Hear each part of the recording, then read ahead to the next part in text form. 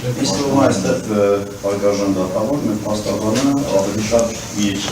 կարծիքներն է արտահայտում եւ հաճախ տեսնում ենք նաեւ էմոցիաների ավելորդ դրսևորում, որը իր մասնագիտական այսպես ճանաչմանը մի քիչ ոչնդոտում է, կանգառում է եւ կուզենայինք, որ ավելի շատ ինքը գործին առնչվող հստակ ուրեմն փաստերով առաջնորդներ խոսել փաստերի մասին եւ ոչ թե արտահայտել իր կարծիքները։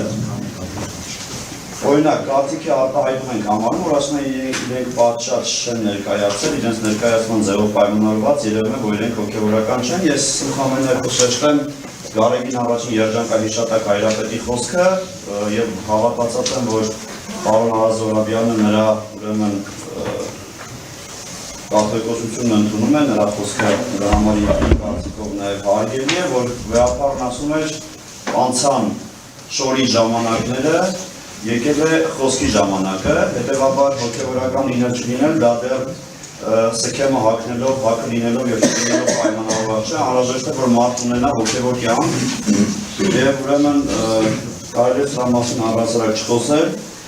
Երկրորդը սպառնալիքների մասին կուզեմ խոսել, որ ինքը անդադասում է, հետո դուք դրա համար պատասխան եք տալու, ուրեմն դեռ դատական պրոցեսը ընթանում է, հարցեր կարող եք տալ, դուք որպես դատավոր ձեր կարծիքը չեք արտահայտել, հետևաբար արդեն իսկ մեր հարգարժան փաստաբանը իր ներսում, իր մտքի մեջ իր դատը տեսել է եւ ամենայն ուրեմն հաստատակամությամբ արտահայտում է, որ վաղումից օր դուք օտավրապես մալետը տեսնեք, ստեղ սպառնալիք ենք տեսնում։ Հետո, չհասկացանք, որ մայրաթողի ագրավները ինչ կապ ունեին, այստեղ էլ շատ էմոցիաներ տեսանք, որը խանգարում էր իր աշխատանքին։ Հաջորդը, մեր փաստաբանը հարց հնչեցրեց, արդյոք խոչընդոտ տեսնում եք Մկրտիչ Սրբազանի ձեր աշխատանքի հետ կապված, եթե մենք այդ հարցին պատասխանենք, ձեզ վնաս տված կլինենք, հետևաբար մենք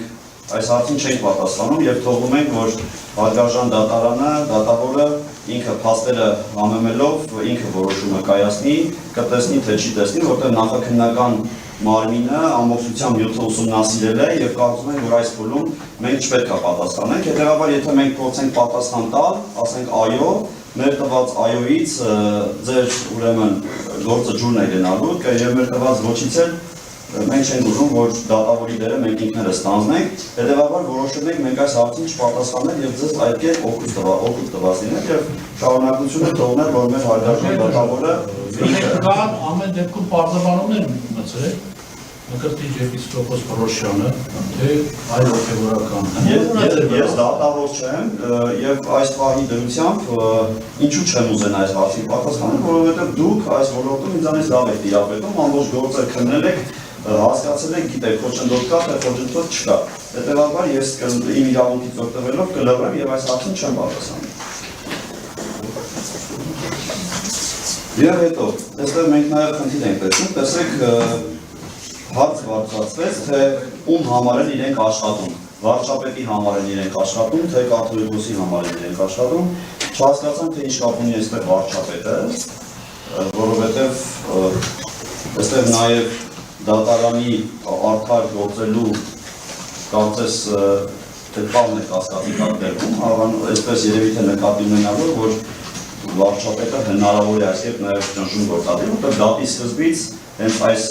ակնարկներն ենք այստեղ տեսնում, որ մեզ պաշտպանում է վարչապետը եւ հնարավոր է, որ նաեւ այս գործի մասով հենց մենք անձնապես իր պաշտպանության տակ ենք։ Ուրեմն ուզում եմ հարգարժան դատավոր ասել, որ մենք ծառայում ենք հայ ժողովրդին, մենք ոչ վարչապետին ենք ծառայում, ոչ էլ կաթողիկոսին ենք ծառայում, մենք ծառայում ենք հայ ժողովրդին։ Այն ժողովրդին, որը այս օրերին մեր ծառայության կարիքը զգում է, մեզ դիմում են, հարցեր ունեն եւ մենք շարունակում ենք նրանց հոգեվոր կյանքի մեջ մեր ներդրումը ունենալ։ Ուրեմն